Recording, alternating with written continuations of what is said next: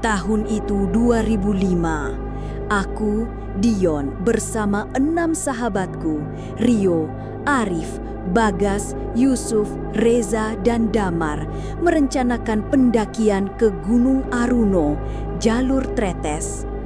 Gunung ini terkenal dengan kisah gaibnya, alas lali jiwo, hutan yang konon bisa membuatmu lupa arah, lupa tujuan, bahkan lupa siapa dirimu. Kami memulai perjalanan dengan semangat yang membuncah.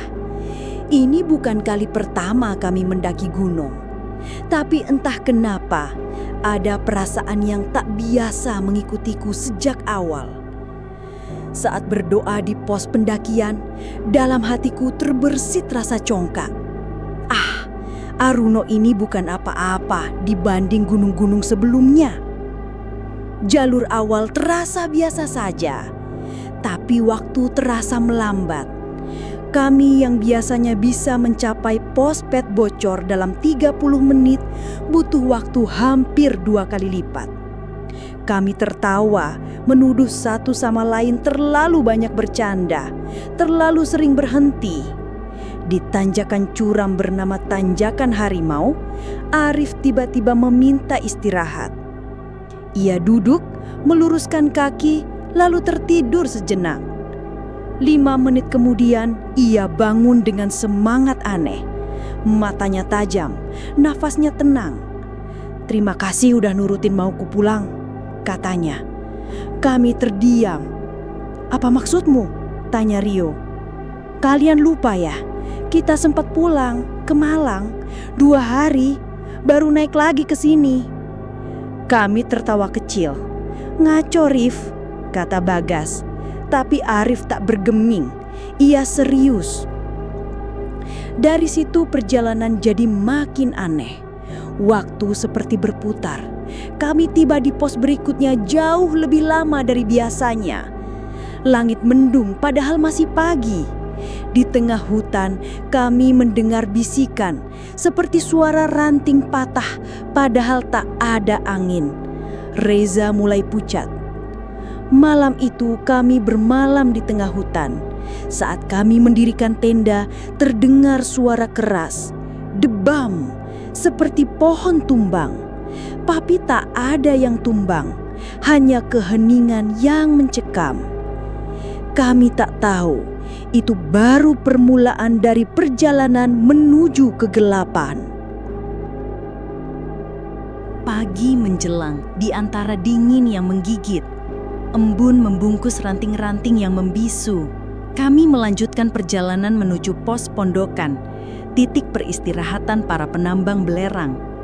Jalur hutan mulai menyempit, licin dan lembab. Cahaya matahari seperti enggan menyentuh tanah. Saat kami berjalan melewati jalur yang makin gelap, kami tiba-tiba melihat seorang lelaki tua berdiri di atas batu besar. Jubahannya kusam, wajahnya keriput namun tegas. Ia memberi isyarat jelas, berhenti, mundur, pulang. Kami terpaku. "Apa kita lanjut?" tanya Bagas dengan suara menurun. Damar, yang biasanya paling nekat, berkata, "Kayaknya kita harus dengerin dia. Dia bukan orang biasa." Kami akhirnya memutuskan bermalam di sekitar sana. Ketika tenda hampir berdiri, terdengar lagi suara keras dari dalam hutan. Debam! Lebih nyaring, lebih dekat. Kami saling pandang. Tak ada yang bicara. Saat malam turun, Reza izin buang air kecil. Hanya berselang beberapa detik, ia berteriak. Kami semua panik berlari ke arahnya. Ia terduduk di dekat semak pakis, menggenggam lengannya sambil menggigil. Ada luka seperti digigit, tapi bukan gigitan biasa. Ada anggrek. Aku pegang terus berubah. Kepalanya kayak monyet, gigit tanganku. Kami tercekek, tapi yang lain, Rio, Damar, Yusuf mengaku melihat yang menggigit Reza adalah makhluk aneh. Separuh ular, separuh monyet. Aku mencoba tetap rasional. Mungkin dia halusinasi, mungkin ini gigitan binatang. Tapi malam itu terasa lain. Bukan hanya suara serangga atau angin. Ada sesuatu yang memperhatikan kami. Tidak terlihat, tapi terasa. Beberapa jam kemudian, Yusuf keluar dari tenda, hendak buang air kecil. Baru beberapa langkah, ia langsung terjatuh dan memegangi lehernya, seperti dicekik oleh udara. Kami buru-buru memberinya oksigen darurat. Baru setelah kembali ke tenda, ia bisa bernafas lega. Besok paginya, kami lanjutkan perjalanan. Tapi jalan setapak yang semestinya membawa kami ke Lembah Kijang terasa tak berujung, seperti berputar di tempat yang sama. Bagas berkata pelan, "Kayaknya ini pohon yang tadi deh." Kami semua mulai merasakan hal yang sama. Kami terjebak di hutan yang menelan arah. Jalur yang seharusnya jelas, kini seperti menggiring kami kembali ke titik awal. Lonceng penanda medan yang kami pasang terus kami temui lagi dan lagi, dalam urutan yang sama. Seperti berjalan di dalam lingkaran gaib. Waktu semakin siang, tapi cahaya terasa mati. Hutan ini bukan hutan biasa. Dan di sanubari kami mulai tumbuh rasa. Ini bukan pendakian, ini penghakiman. Pukul 3 sore, kami masih terjebak di jalur yang sama. Lonceng penanda yang kami pasang kembali muncul, berulang seperti mimpi buruk. Warna merah, jingga, kuning, hijau, biru. Urutannya tidak berubah. Kami sadar, kami sedang dipermainkan. Keputusan besar harus diambil. Kalau kita tetap di sini, kita bakal kehabisan air, ujar Dion. Suaranya berat. Kami semua tahu, itu bukan ancaman biasa. Itu realita. Lalu, entah bagaimana, setelah kami pasrah dan menanggalkan rasa sombong, jalur itu seperti membukakan jalan. Damar berteriak, "Itu Lembah Kijang!" Hamparan luas terbentang di depan kami. Tanah lapang penuh rumput ilalang. Di tengahnya, mata air kecil berkilau. Kami lari ke sana seperti anak kecil yang menemukan rumah setelah tersesat. Kami azan, sholat berjamaah. Udin yang jadi imam membaca surat Al-Fatihah. "Amin," ucap kami pelan. Tapi di belakang kami terdengar suara lain, puluhan, ratusan. "Amin, amin, amin." Seperti gema sholat Idul Fitri, padahal kami hanya 7 orang. Selesai sholat, kami diam. Tak ada yang berani bertanya siapa yang tadi menjawab "Amin." Tapi kami semua mendengarnya, dan kami semua tahu kami tidak sendiri. Ketika kami hendak mengambil tas, mereka yang lebih peka, Rio, Reza, dan Damar, langsung mundur. Wajah mereka pucat. "Apa itu?" gumam Dion. "Apa yang kalian lihat?" tanyaku. "Pasar, pasar, pasar setan," jawab Rio. Matanya tak berkentip. Menurut mereka, di sekeliling lembah itu kini berdiri deretan lapak, seperti pasar malam, tapi tak ada lampu, hanya kerumunan makhluk aneh. Ada pocong, wanita berambut panjang, pedagang tanpa wajah, riuh rendah bahasa yang tak kami mengerti. Dan di tengah pasar itu, satu-satunya jalan keluar. Aku, yang tidak bisa melihat apa-apa, dipilih berjalan paling depan. Kata teman-temanku, hanya akulah yang tidak bisa melihat lapak-lapak gaib itu. Tugas mereka hanya satu, menjaga agar aku tak menabrak makhluk-makhluk itu. Kami berjalan perlahan, zigzag. Dari belakang, Kus memberi peringatan. Jangan tergoda, jangan nawar, jangan pegang apapun. Langkah kami pelan, teratur, nafas tertahan. Sampai akhirnya, di ujung jalan, Semua suara pasar itu lenyap seketika, seperti ada dinding yang tak terlihat. Saat kami menengok ke belakang, lembah itu kembali kosong. Tak ada pasar, tak ada jejak, seolah tak pernah ada. Kami pikir semua sudah selesai setelah meninggalkan pasar setan. Tapi ternyata belum. Kami bermalam di dekat mata air kembar di atas lembah Kijang. Biasanya tempat itu hanya jadi tempat lewat, tak ada yang berkemah di sana. Tapi malam itu kami terlalu lelah untuk naik lebih jauh. Anehnya malam itu tenang, tak ada suara, tak ada gangguan. Esok paginya kami sholat subuh, sarapan ringan, dan lanjut menuju puncak. Sesampainya di atas, kami berfoto sebentar, sholat zuhur, lalu memutuskan turun. Itulah saat semuanya kembali bergeser. Saat kembali melewati lembah Kijang, Kus yang berjalan paling belakang sebagai sweeper berdiri di batas hutan menatap kami dengan wajah marah. "Matamu, kenapa kalian tinggalin aku semalaman?" teriaknya. Kami bingung. "Kau turun bareng kami, Kus," ujar Dion. "Turun apanya? Kalian tinggal aku di pondokan. Aku tidur sendirian semalaman," bentaknya lagi. Ia caci kami satu persatu. "Tapi kami semua ingat jelas. Kus bersama kami. Bahkan ia mengingatkan kami untuk tidak menyentuh apapun di pasar setan." "Lalu, siapa yang bersama kami semalam?" Kami saling tatap. Tak ada yang berani bertanya lebih lanjut. Sesampainya di pondokan, kami tak mendirikan tenda. Kami tidur di salah satu gubuk kosong yang biasa digunakan penambang. Saat fajar menyingsing dan semua sedang bersiap turun gunung, Udin tiba-tiba berhenti di ambang pintu pondokan. "Dia di sana." "Siapa?" "Yang waktu itu, yang gigit aku." Mereka yang bisa melihat hal-hal tak kasat mata mengangguk. Di depan pondokan berdiri makhluk-makhluk aneh, monyet, ular, dan siluman lain yang tak bisa aku bayangkan. Mereka berdiri, diam, mengepung pondokan. Kami semua diam, terpaku. Hanya Reza yang menangis pelan.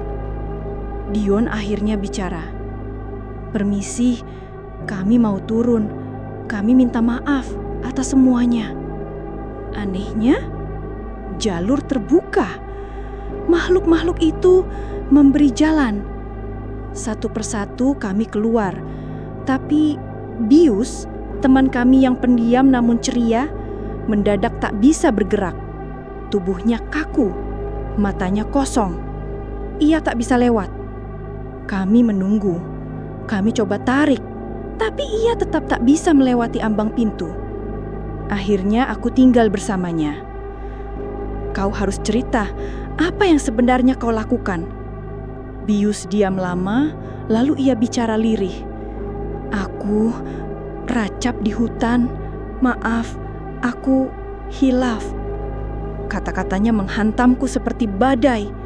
Dia telah melakukan tindakan yang pantang di hutan, merusak kesucian tanah yang dijaga entah oleh siapa. Hujan turun mendadak. Angin kencang menyapu. Pondokan berguncang. Jam demi jam berlalu. Petir menyambar tanpa henti. Aku dan Bius menggigil. Sampai malam pun tiba. Jam 10 malam, rombongan penyelamat datang. Aku menangis ketika mereka memelukku. Kami semua bersyukur. Tapi sebelum lega sepenuhnya, Bius yang duduk di pojok menggigil hebat, tiba-tiba meluruskan kakinya dengan keras dan diam. Wajahnya pucat, tubuhnya dingin. Kami periksa nadi dan nafasnya.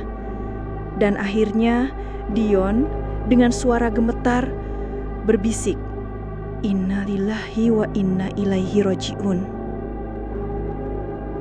Kami membungkus jasad Bius dengan kantong darurat. Hujan masih mengguyur pondokan seperti dendam langit yang belum reda. Angin menerjang dari segala arah. Suara petir menyambar begitu dekat. seperti makhluk-makhluk penjaga hutan itu masih berdiri di luar mengawasi kami dalam gelap.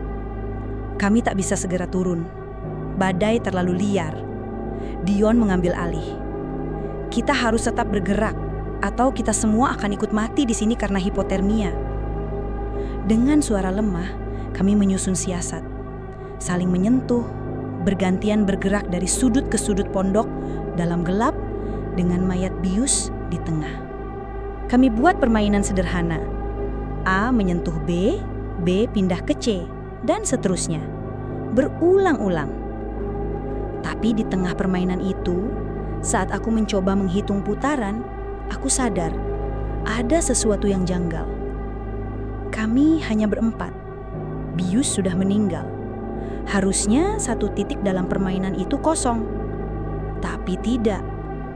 Gerakan itu selalu utuh, seolah masih berlima. Apakah Bius masih bersama kami? Membantu menjaga kami agar tetap hangat? Kami tak tahu, tapi kami percaya malam itu jiwanya belum sepenuhnya pergi. Jam 2 dini hari bantuan tiba. Kami dievakuasi dengan tubuh gemetar, pakaian basah dan wajah kosong. Bius dibawa turun lebih dulu, dalam keheningan yang menyayat. Sesampainya di base camp, suasana seperti dibekukan. Tak ada tawa, hanya bisikan dan air mata. Beberapa hari setelahnya, kami mengantar Bius ke peristirahatan terakhirnya. Keluarganya menyambut kami dengan damai, meski kehilangan putra laki-laki satu-satunya. Dia pergi saat mendaki, ujar ibunya dengan mata sembab. Tapi kami yakin, ia pergi bukan tanpa alasan. Kami hanya bisa menunduk. Seminggu setelah pemakaman, kami kembali berkumpul, mencetak foto-foto perjalanan. Ada satu hal aneh. Tak satu pun foto di puncak memperlihatkan wajah Kus. Dia ada bersama kami, tapi tak muncul di foto manapun. Kami sadar, yang bersama kami ke puncak mungkin bukan Kus. Mungkin seseorang atau sesuatu menggantikan tempatnya untuk menjaga formasi. Di malam tahlilan, Sumar menunjukkan sebuah komik tua. Dalamnya ada ilustrasi permainan yang sama persis seperti yang kami lakukan di pondok malam itu.